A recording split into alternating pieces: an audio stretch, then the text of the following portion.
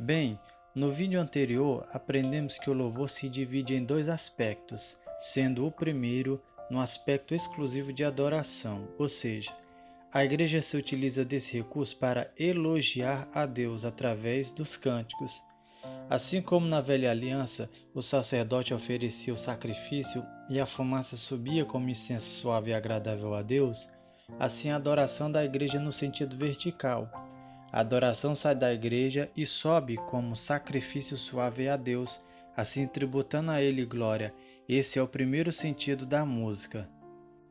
Dito isso, veremos que o louvor tem mais de uma função, que chamamos de didática, pois além dos cânticos ter a função de tributar a Deus glória, também ensina doutrinas através da música. O mesmo método que leva a Deus honra é o mesmo que ensina a Bíblia para a igreja. Vejamos Salmo 119, verso 54. Os teus mandamentos têm sido o tema dos meus cânticos na casa da minha peregrinação. Mais uma vez a parte A. Os teus mandamentos têm sido o tema dos meus cânticos. Bem, o versículo mencionado deixa claro qual deve ser o conteúdo do louvor.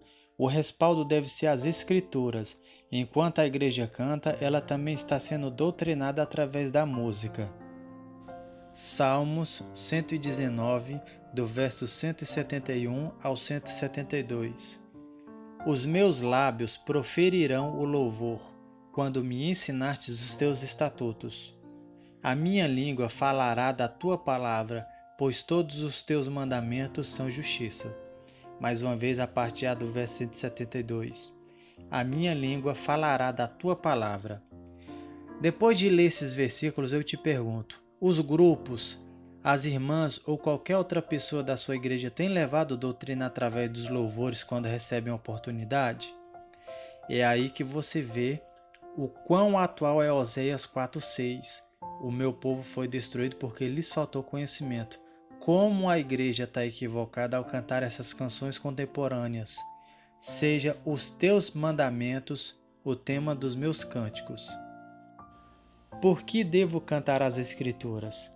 A carta aos Colossenses capítulo 3, verso 16, nos vai dar essa resposta. A palavra de Cristo habite em vós abundantemente, em toda a sabedoria, ensinando-vos e ademoestando-vos uns aos outros com salmos, hinos e cânticos espirituais, cantando ao Senhor com graça em vosso coração. O que Paulo está ensinando aqui? Bem, a igreja de Colossos estava sendo atacada por uma seita herege chamada gnosticismo, que vem do verbo grego gnosko, que significa conhecer. Esta seita pregava que tinha um conhecimento acima das Escrituras. Por exemplo, eles ensinavam que Cristo não havia encarnado, porque toda a carne é pecaminosa, pois vem de Adão. Eles só esqueceram que quem gerou Cristo em Maria foi o Espírito Santo e não José. Bem, Paulo aqui vai ensinar a combater essa seita que estava atacando a doutrina e a teologia da igreja, através do louvor, onde ele diz, com salmos, hinos e cânticos espirituais. Paulo dá a dica aos presbíteros para compor hinos, onde os mesmos deveriam, primeiro, ensinar, segundo, corrigir e terceiro, tornar a igreja mais sábia. Isso é o que chamamos de o papel didático da música. Paulo estava ensinando doutrina através do louvor. Esse é o aspecto didático. Dito isso, eu te pergunto novamente, quantos hinos que você tem escutado que tem te ensinado, por exemplo, justificação, tem te ensinado propiciação, morte e ressurreição de Cristo? Pois esta é a função da música. Quando a irmã recebe a oportunidade, a mesma já vem com seu playback preparado, você tem aprendido doutrina através do hino que ela tem cantado? Não, né? Aqui vai um adendo. Se você que está vendo esse vídeo faz parte do corpo de obreiro, se você é, por exemplo, um presbítero, pastor, evangelista de alguma igreja e está vendo esse tipo de problema na sua igreja, você deve ensiná-la ou mostrar o erro ao seu pastor, pois em 1 Timóteo capítulo 3, verso 2 diz que o obreiro deve ser apto para ensinar. O poder de influência da música. Um grande filósofo grego chamado Aristóteles disse: a música tem o poder de formar caráter, ela forma opiniões. No ano de 1910, desembarcam no estado do Pará dois missionários escoceses chamados Daniel Berg e Gunnar Wingren. Para quem não sabe, foram eles que fundaram a Assembleia de Deus no Brasil.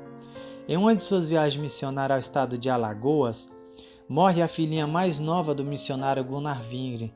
Então ele pega a criança nos braços e vai sepultar na capital Maceió. Chegando lá, não deixaram, pois a criança não havia sido batizada na Igreja Católica, portanto era considerada pagã, na visão deles. Entristecido e com o coração partido, Gunnar Wingren pega sua filhinha e leva para o interior e a sepulta por lá. Chegando em casa totalmente arrasado, não somente pela dor da perca da filha, mas pela ingratidão do povo, ele se tranca no quarto e começa a questionar com Deus, dizendo: Senhor, eu deixei minha nação por amor a ti. Atravessei nações para vir falar do teu nome. E olha a ingratidão dessas pessoas. Eu vou voltar para o meu país, Senhor. Não vou mais ficar aqui. Minha cota no Brasil terminou. Enquanto ele ainda falava aquelas palavras, sua esposa, Frida Wingren, mesmo abatida, começa a louvar o hino 126 da harpa que ela mesma compôs. Quem quiser de Deus terá a coroa, passará por más tribulações. As alturas santas ninguém voa, sem as asas da humilhação. Aquele hino foi usado pelo Deus Altíssimo para dar força ao grande homem de Deus, e hoje nós vemos os frutos desse trabalho. Em todo lugar no país se vê uma Assembleia de Deus. Agora tem um outro lado também. Uma vez que os líderes de grupo de louvor, as regentes, os mais diversos conjuntos que se apresentam no culto, uma vez que esse não tem fidelidade com as escrituras, ela está formando gerações inteiras, uma vez que parte do que é aprendido nas igrejas vem dos louvores cantados, pois mesmo a Bíblia sendo o livro mais vendido do mundo, é o menos lido. Essas cantorias contemporâneas não só omitem o papel verdadeiro, como ensinam errado. Você não é o espelho que reflete a imagem do Senhor, tão pouco mais raro que o ouro puro de Orfim. Você é um miserável de um pecador que foi regenerado pela graça de Deus. Esse é um dos motivos do porquê essa geração é tão superficial. A igreja brasileira não incomoda o mundo. Em cada esquina tem uma igreja e esse país nunca foi tão podre. Para você ter uma ideia da gravidade, uma vez que a música forma opiniões, vou fazer uma pequena exegese da passagem de Isaías capítulo 6, do verso 1 ao 4. No ano em que morreu o rei Uzias, eu vi também ao Senhor assentado sobre um alto e sublime trono, e o seu séquito enchia o templo. Serafins estavam por cima dele, e cada um tinha 6 asas, com 2 cobriam os seus rostos, com 2 cobriam seus pés, e com 2 voavam. E clamavam uns aos outros, dizendo: Santo, Santo, Santo é o Senhor dos exércitos, toda a terra está cheia da sua glória. E os umbrais das portas se moviam à voz do que clamava, e a casa se encheu de fumaça. Bem, essa passagem fala sobre a santidade de Deus, que vem do termo hebraico kadosh, que significa separado. Lembra que no vídeo anterior eu disse que temos que cantar sobre os atributos de Deus? Pois é, esse é o maior atributo que ele possui. É a única característica que é elevada ao 3º grau de repetição. Santo, Santo, Santo é o Senhor dos exércitos. Você não encontra em nenhum outro lugar na Bíblia falando: Deus é amor, amor, amor. Deus é onipotente, onipotente, onipotente. A santidade de Deus é algo tão tremendo que nem os serafins conseguem suportar. Mesmo sendo as criaturas mais majestosas, as que mais se aproximam de Deus, a radiação de santidade que emana do Altíssimo é tão violenta, no sentido de intensidade, que os serafins não suportam, por isso eles têm que cobrir o rosto. Senão eles são literalmente desintegrados pela santidade de Deus. O lugar onde está o trono de Deus, onde ele está sentado, é tão puro que não podem ser pisados. Por isso eles têm que cobrir os pés. Eu vou até mais longe, verso 4 diz: E os umbrais das portas se moveram à voz do que clamava, e a casa se encheu de fumaça. A pureza de Deus é tamanha que até os objetos inanimados criam vida e se inclinam para reverenciar o Todo-Poderoso. Agora você está entendendo por que não há temor na igreja? porque o Deus que se ensina nesses cânticos, minha vitória tem sabor de mel, não é o Deus bíblico. O verdadeiro ministério de louvor. A igreja primitiva era composta por 5 ministérios. Carta aos Efésios, capítulo 4, verso 11. E ele mesmo deu uns para apóstolos, outros para profetas, outros para evangelistas e outros para pastores e doutores. Não existia o que hoje nós conhecemos como ministro de louvor. Dito isso, quem ministrava o louvor durante o culto, se não existia essa categoria? O profeta, o evangelista, o pastor, ou seja, exegetas da palavra. Eram eles que faziam o trabalho de compor louvores. Lembra de Colossenses 3,16? Quem está à frente de uma função eclesiástica tão importante deveria ter no mínimo bacharelado em teologia. Vou usar de exemplo 3 personagens históricos na fé cristã.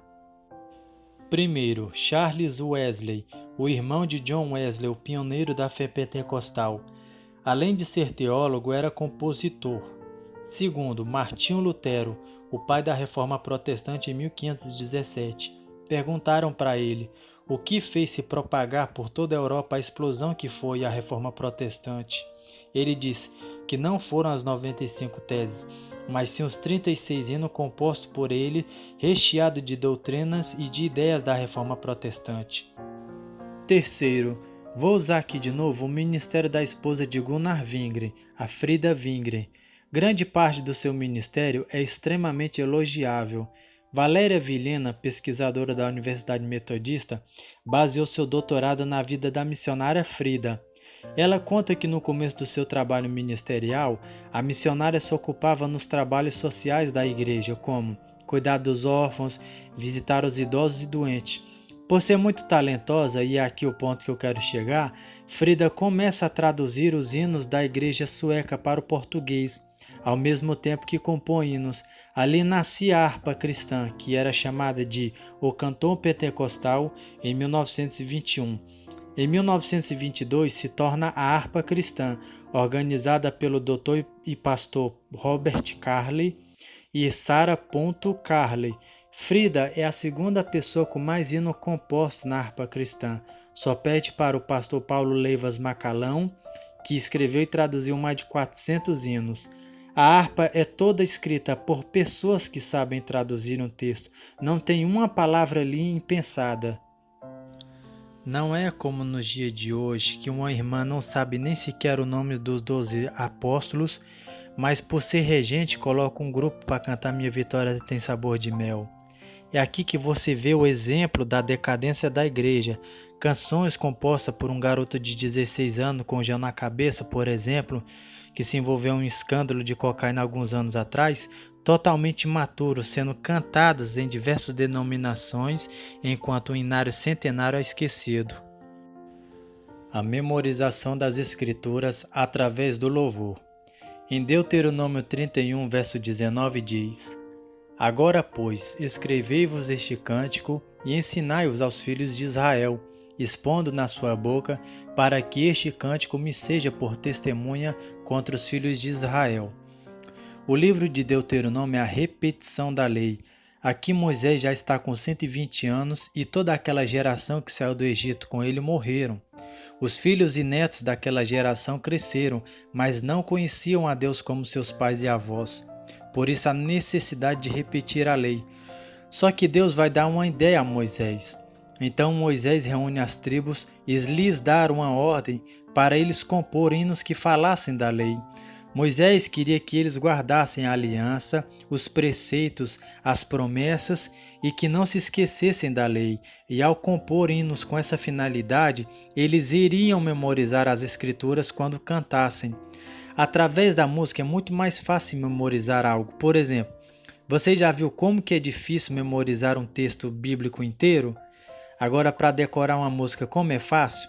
Essa é uma das formas que a Bíblia pode se tornar conhecida em todo o mundo, através da música. E para finalizar esse segundo vídeo, Carta aos Hebreus capítulo 13, verso 15, diz: Portanto, oferecemos sempre por ele a Deus sacrifício de louvor. Isto é fruto dos lábios que confessam o seu nome. Na antiga aliança existia o sacrifício de animais.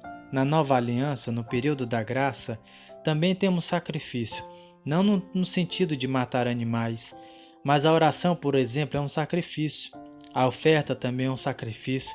Com louvor não é diferente, mas precisamos nos atentar nesse texto quando diz: isto é o fruto dos lábios que confessam o seu nome. O meu louvor é um fruto do que Cristo fez por mim na cruz, me deu uma chance de ser salvo, ou seja, é uma consequência da obra de Deus em sua vida. Não adianta você ter a doutrina correta, o hino correto, mas não ser salvo. Bem, no último vídeo veremos o papel do louvor e também a sua subordinação.